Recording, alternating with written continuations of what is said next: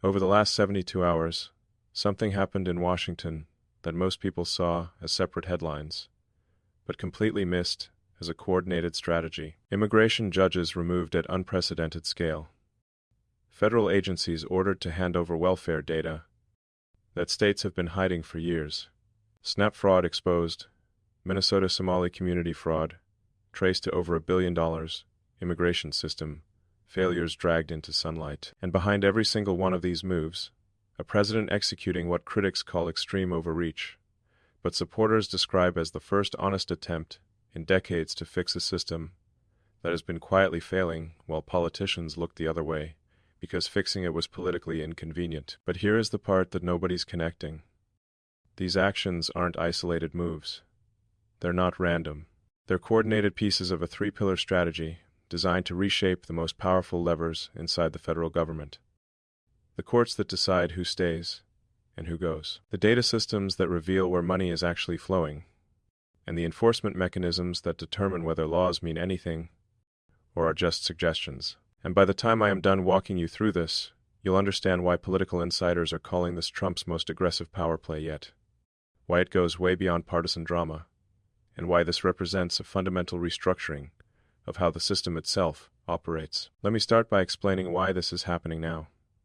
Because none of this came out of nowhere. For years, decades really, millions of Americans have watched as the immigration system became completely paralyzed.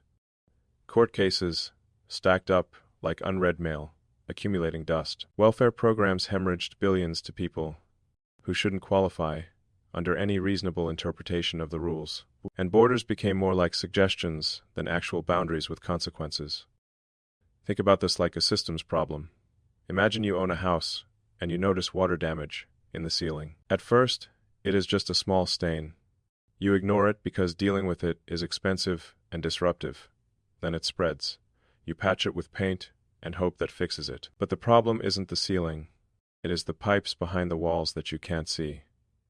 Eventually, you realize you face a choice. You can keep patching the visible damage while the underlying problem gets worse. Or you can rip open the walls, replace the pipes, and fix the actual source of the failure. That is where America found itself. The system wasn't just leaking anymore. It was broken at the foundation, and everyone knew it. But nobody wanted to be the one to tear open the walls. For decades, immigration courts moved at a pace that made glaciers look fast. People would enter the country illegally, get a court date, and that date might be 3 years away, 4 years away, sometimes 10 years away. During that time they'd work, have children, establish roots in communities, all while technically waiting for a hearing that might never come, because the backlog kept growing. Cases scheduled today won't be heard until the next decade. Let that sink in for a moment. We're talking about a system where justice delayed isn't just denied. It is completely abandoned. And for some officials, this gridlock wasn't a bug. It was a feature, because a system that never decides is a system that never deports. It became a quiet form of permanent residency through bureaucratic exhaustion. Meanwhile, American citizens footed the bill financially, socially, culturally, in terms of community resources and security. Trump's administration didn't stumble into these recent actions. They've been methodically gathering evidence, filing data requests, building legal cases, preparing for a sweeping overhaul. This wasn't impulsive. This was calculated. And that brings us to the first shock wave that Washington didn't see coming. Over just a few weeks, more than 100 immigration judges were terminated, not reassigned to different duties, not reprimanded and given warnings, fired. In New York City alone, over a dozen judges received termination notices. In San Francisco, the number was even higher. Entire courthouses saw a quarter or more of their judicial staff removed in a single coordinated sweep. This wasn't trimming around the edges or making adjustments. This was a full-scale purge of personnel who the administration viewed as obstacles to enforcement rather than facilitators of it. Now you might be thinking, can a president really do that? Aren't judges supposed to be independent from political pressure? And that is the crucial distinction most coverage missed. We're not talking about federal judges, the kind appointed for life under Article 3 of the Constitution, who are deliberately insulated from political interference. Those judges serve lifetime appointments precisely to protect judicial independence. But immigration judges are completely different. They work for the Executive Office for Immigration Review, which falls under the Department of Justice, and the Department of Justice reports directly to the President. So yes, legally and constitutionally, the President has clear authority to remove these officials because they're part of the executive branch, not an independent judiciary. But legality and precedent are two very different things. Never before has a president fired immigration judges at this scale or this speed. The move sent immediate shockwaves through the legal community. Activist groups called it authoritarian. Legal scholars debated whether it violated principles of judicial independence, even if technically legal. News outlets ran headlines calling it a massacre of the immigration court system. But here is what most coverage conveniently left out: why these specific judges were targeted in the first place. An investigation, and this wasn't from some partisan outlet, but from fairly neutral analysis, found that many of the terminated judges had extraordinarily high asylum approval rates compared to national averages. We're talking about judges who approved asylum claims at rates far above their peers, sometimes granting relief in cases where the legal standard clearly wasn't met under existing law. One judge in Manhattan approved asylum more often than any other judge in the entire courthouse. Another had a backlog so severe that cases under their docket were being scheduled into the late 20s, almost a decade away. Now let's be fair and analytical here. Not every judge was removed simply for being too lenient on asylum cases. Some couldn't keep up with caseloads. Others had procedural issues or ethical complaints. But the pattern was unmistakable and deliberate. Judges who treated immigration court as a venue for advocacy rather than enforcement, who viewed their role as finding creative ways to let people stay rather than applying existing law. Those judges were the first to go. And when you are sitting on a backlog of nearly 4 million cases, yes, you heard that correctly, nearly 4 million pending immigration cases, speed and consistency matter enormously. Justice delayed is justice denied, as the saying goes. And for American citizens watching their tax dollars fund this endless cycle of hearings and appeals and continuances that never resolve anything, frustration had reached a breaking point. So the administration acted decisively. They didn't ask permission from advocacy groups. They didn't form a committee to study the issue for 2 years. They identified what they saw as the problem, exercised their constitutional authority, and made the cuts. Was it ruthless? Absolutely. Was it legal? According to constitutional scholars across the spectrum, yes. Was it necessary? That depends entirely on whether you think a system collapsing under its own weight from 4 million case. Backlog deserves structural overhaul, or just another temporary band-aid that doesn't address root causes. But firing judges was only step 1. Step 2 is what really reveals the strategy and sent even bigger shock waves through the legal world. The administration didn't just remove judges. They started hiring replacements, and they're calling them something deliberately different. Not immigration judges. Deportation judges. Now that might sound like semantic games, but words matter in government. And in this case, the name signals a fundamental shift in mission and priorities. The Department of Homeland Security recently posted job openings for these positions, offering salaries upwards of $200,000 annually with possibility of remote work. On paper it sounds like a cushy government job, but look closer at the qualifications they're seeking. Backgrounds in immigration enforcement, military service, federal law enforcement. Notably and deliberately absent from desired qualifications, experience in immigration defense or advocacy work representing immigrants. A major newspaper reviewed backgrounds of around a dozen newly appointed judges and found that not a single one had ever worked defending immigrants in court. Not one. Every single appointee came from enforcement backgrounds. ICE, Border Patrol, military JAG offices, federal prosecution. If you were designing a judicial system meant to process cases quickly and prioritize deportations over prolonged deliberation, this is exactly how you'd structure it from a systems perspective. But judges and courts were only the first pillar. The second pillar was data, and this is where things got even more confrontational. Let's talk about SNAP, the Supplemental Nutrition Assistance Program, formerly known as food stamps. It is one of the largest federal welfare programs in the country, serving more than 40 million Americans. It is also, according to recent investigations, riddled with fraud at a scale most people can't comprehend. The administration, through the Department of Agriculture, requested detailed records from all 50 states about who is receiving SNAP benefits. Not just aggregate statistics or summary numbers. They wanted names, addresses, social security numbers, benefit amounts, immigration status, the works. Why? Because they suspected massive fraud. People receiving benefits in multiple states simultaneously. Deceased individuals still getting monthly deposits years after death. Non-citizens illegally enrolled in programs. You'd think that if states are administering a federal program with federal taxpayer dollars, they'd have no problem handing over that data for oversight and fraud prevention. But here is where it gets messy and revealing. Around half the states complied, mostly red states, but more than 20 states, nearly all of them blue, refused outright. California, New York, Minnesota.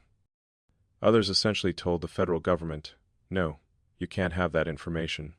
Their reasoning was privacy concerns. They argued the administration's request was unprecedented, invasive, went far beyond normal oversight. They worried the data would be used not to fight fraud, but to target immigrant communities and create fear that would prevent eligible people from applying. Advocacy groups echoed these concerns, calling it thinly veiled intimidation. But the administration didn't back down. Instead, they issued an ultimatum: hand over the data or we'll freeze your SNAP funding. No compliance, no federal money. It was hardball tactics, and it immediately triggered lawsuits. Democratic governors accused the administration of weaponizing welfare programs. Legal scholars debated whether federal government even had authority to withhold mandatory funding. Courts issued conflicting rulings, some saying the freeze was legal, others saying it wasn't. And here is what is really interesting when you step back and analyze this strategically. This isn't really about SNAP specifically. It is about control and accountability. It is about whether the federal government can enforce oversight in programs it funds with federal tax dollars. If states can simply refuse to provide data, then federal oversight becomes completely meaningless. You are essentially running a trillion-dollar system on the honor code with no verification. And that question becomes even more pointed when you look at what has been uncovered in places like Minnesota, where the fraud wasn't theoretical or exaggerated. It was staggering in scale. Minnesota became ground zero for one of the most explosive fraud scandals in recent memory. We're talking about a problem conservatively estimated at over $1 billion that went unaddressed for years, despite repeated warnings, and it centered largely around organizations within the Somali immigrant community. Now, before anyone accuses me of bias or ethnic targeting, let me be crystal clear about something. This isn't about ethnicity or religion. I am analyzing systems and accountability. When fraud happens at this scale, it needs to be called out and prosecuted, regardless of who is committing it or what community they belong to. That is what equal application of law actually means. Here is what investigators found when they finally looked. Numerous organizations in Minnesota, many run by or serving Somali immigrants, were systematically defrauding multiple federal programs simultaneously. Childcare fraud, where fake daycares claimed reimbursements for children who didn't exist. SNAP fraud, where benefits were sold for cash at heavily discounted rates. Housing assistance fraud, tax fraud using stolen identities, identity fraud rings. The list goes on, and the scale is almost incomprehensible. Estimates range from hundreds of millions to over $1 billion stolen from federal programs. When this came to light, the reaction was swift and divided along predictable lines. President Trump held a press conference where he didn't mince words or soften his language. He called out Minnesota's leadership for allowing this to happen under their watch. He specifically mentioned Representative Ilhan Omar, suggesting she and her colleagues had turned a blind eye because many of the fraudsters were part of their political base, and prosecuting them would be politically damaging. He even made the inflammatory statement that she shouldn't be allowed to serve in Congress and should be thrown out of the country. That language provoked immediate outrage. Community leaders in Minneapolis compared the targeting of Somali communities to authoritarian regimes. They argued that asking people to carry documentation proving citizenship was reminiscent of dangerous historical precedents. They accused the administration of xenophobia, of scapegoating vulnerable immigrants, of using isolated cases of fraud to justify broad crackdowns on entire communities based on ethnicity and religion. And look, those concerns aren't baseless or unreasonable. History is absolutely full of examples where governments use legitimate problems as pretexts for discrimination against unpopular groups. So we need to be vigilant.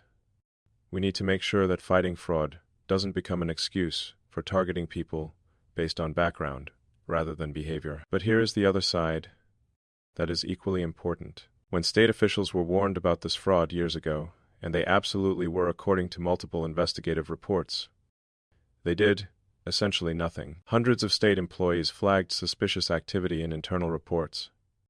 Whistleblowers came forward with specific allegations. Audits revealed clear patterns of systematic abuse, and yet the political will to investigate and prosecute simply wasn't there. Why? Because it was politically inconvenient, because it might alienate an important voting bloc, because calling out fraud in immigrant communities, even when it is real and probable and massive in scale, opens you up to accusations of bigotry that can destroy political careers. So the fraud continued year after year, and the vast majority of Somali immigrants who follow rules, work hard, contribute to their communities, they got tarred with the same brush by association. That is the real tragedy when systems tolerate fraud, because prosecuting it is uncomfortable. Everyone loses. Taxpayers lose billions. Legitimate recipients lose resources, and community integrity erodes. So let me show you how all of this connects into a coherent strategy that most analysis completely misses. Trump's approach rests on three integrated pillars that have to work together: courts, data, and enforcement. Courts decide who stays and who goes. If immigration judges are slow, lenient, or ideologically opposed to deportation as policy, the entire system clogs up. But if you replace them with judges who prioritize speed and enforcement, cases move faster, deportations increase, backlog shrinks. That is pillar one. Data reveals fraud and enables targeting. If states refuse to hand over records, fraud stays hidden in disconnected databases that don't talk to each other. But if you force compliance, you can cross-reference databases, catch people receiving benefits in multiple states, identify non-citizens illegally enrolled in programs, root out systematic abuse. Data is power in modern governance. That is pillar two. Enforcement applies consequences and creates deterrence. It doesn't matter how good your judges are or how clean your data is if you don't have will to enforce the law. That means ICE raids and arrests. That means prosecution of fraud. That means withholding funds from non-compliant states. And yes, that might even mean military action against foreign cartels poisoning Americans. That is pillar three. Trump's moves over the past few weeks have targeted all three pillars simultaneously in coordinated fashion. He fired judges and hired enforcement-focused replacements. He demanded data and punished states that refused with funding freezes. He ramped up deportations, fraud prosecutions, and even confirmed military operations against drug infrastructure. It is not chaos or random flailing. It is systematic coordination. And that is why this moment is so historically significant. We're not just talking about policy tweaks or executive orders that the next administration will reverse on day one. We're talking about structural changes to how the federal government operates that will define immigration, welfare oversight, and executive power dynamics for decades. Will it work? That depends entirely on how you define success. If the goal is faster deportations, less fraud, and stronger executive branch authority, then probably yes, based on early indicators. If the goal is maintaining institutional checks, protecting vulnerable populations, and preserving diplomatic norms, then probably no. Most likely the truth will land somewhere messy in between. Courts will move faster, but some new judges will prove just as problematic as old ones. Fraud will decrease, but aggressive data collection will create new privacy concerns and chill legitimate benefit use. Enforcement will tighten, but it will also generate heartbreaking stories of families separated and lives disrupted. So what does all of this actually tell us about where America is headed? In just a few weeks, Trump fired over 100 immigration judges and replaced them with enforcement-focused appointees. He pressured more than 20 states to release detailed welfare data, threatening funding freezes for non-compliance. He exposed massive fraud in programs ranging from SNAP to Social Security, with particular focus on immigrant communities in Minnesota. He pushed for filibuster elimination to ram through reforms Congress won't pass.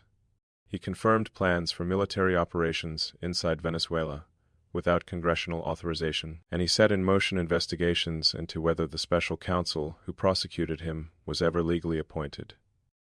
Whether you agree with every move or not, one thing is absolutely undeniable. This is the largest, most coordinated restructuring of executive power we've seen in modern American politics. It touches everything: the courts, the borders, welfare programs, foreign policy, federal oversight mechanisms. And it is happening at a speed that leaves even seasoned political observers struggling to keep up and understand implications. If you want to stay ahead of these historic shifts and understand what Trump's federal overhaul really means, hit subscribe. Drop a comment. Do you think removing 100 judges strengthens the system or undermines judicial independence? Is forcing states to hand over welfare data necessary accountability or dangerous overreach? Your perspective matters, because this affects America's future for decades.